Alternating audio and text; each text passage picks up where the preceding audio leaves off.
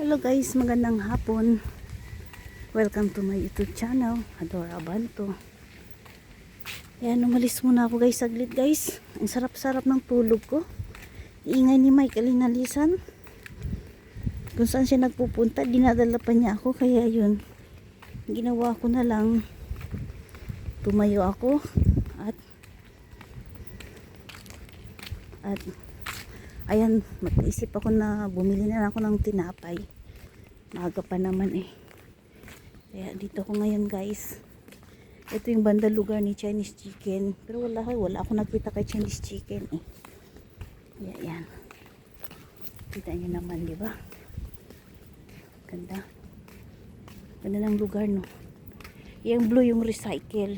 Yung green, araw-araw yung mga basurahan nagpupunta. Yan yung ano guys, secondary. Oh, narinig ko na si Chinese Chicken. Sumisigaw na si Chinese Chicken. Hindi ko siya nakikita. Ay, pasaway ito si Chinese Chicken. Nagtatago sa akin guys. Hindi ko siya nakikita ngayon. Yan, ikot-ikot tayo. Ay, kararating lang yung basurahan. Oh, basurahan ba yun? Oh nga, basurahan nga. Oh. Ngayon lang nila kinuha yung basurahan. Kaya may time pa magtapon. Yan guys, so yung malaking basurahan yun na yun. Yan.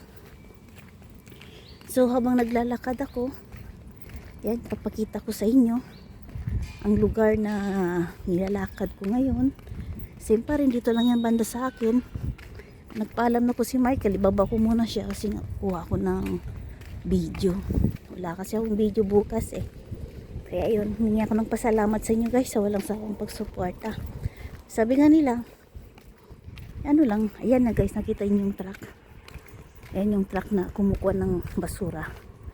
Pero, late naman ngayon, yan no, nakita niyo guys, oh. Recycle yan.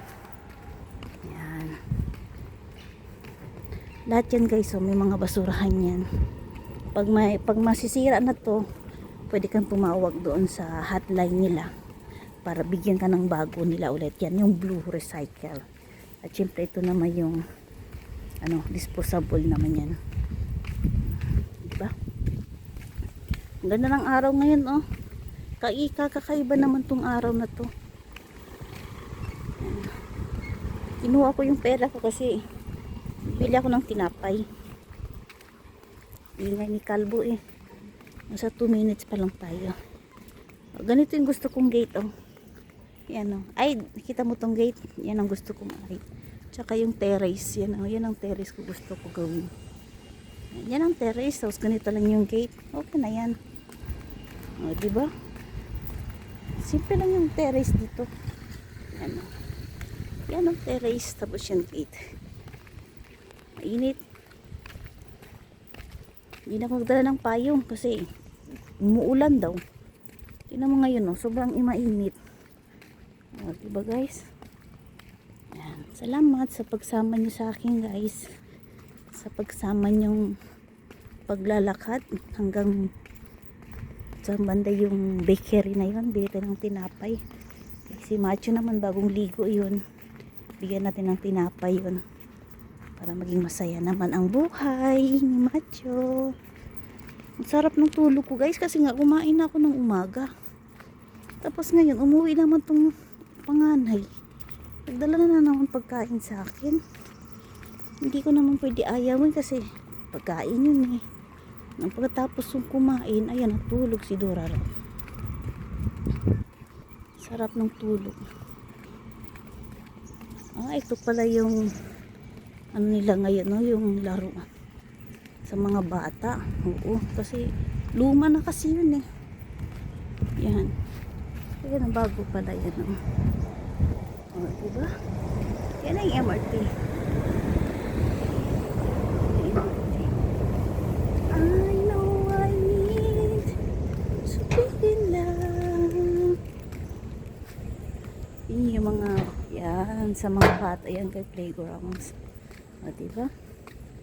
Be considerate. Yan. Maganda naman dito sa Singapore guys. Wala akong masabi dito. Thumbs up talaga. Kita nyo naman. Yan, yung MRT yan dyan sa taas. At mamaya, para hindi tayo mainitan, dito tayo dadaan. Yan. Dito tayo dadaan. Yan, yung sa taas, MRT yan. Dito tayo dadaan. Para hindi na mainit na. Mainit na kasi. Ay, mainit pa rin. Yan, malapit na ako. Darating.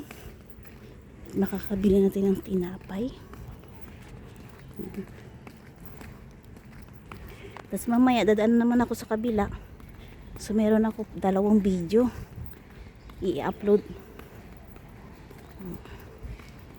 Diba guys? Nakita nyo na guys? Ang init ng Singapore. Yan, kita nyo. Yan, MRT yan guys sa taas. Dito ako duman sa baba. Shortcut to guys. Shortcut sa kabila. Ito yung lugar ni Chinese chicken. Hindi ko siya nakita pero narinig ko yung boses niya. Sabi pa niya, kukwak. Yun lang.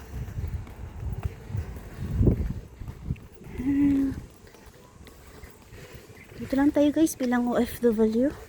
Enjoy lang tayo sa mga ginagawa natin.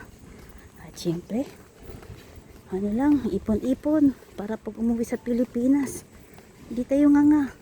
Be wise mga OFW kasi hindi tayo lagi malusog. Sawa ng Diyos ako guys. Nakakapag-ipon naman din ako sa sarili ko.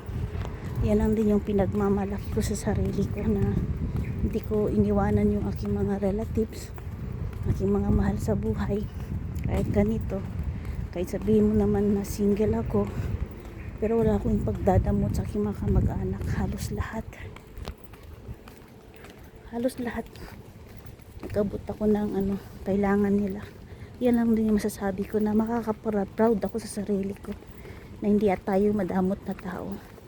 Diba guys? So ngayon na lang guys, hanggang dito na lang. Maraming salamat and God bless everyone.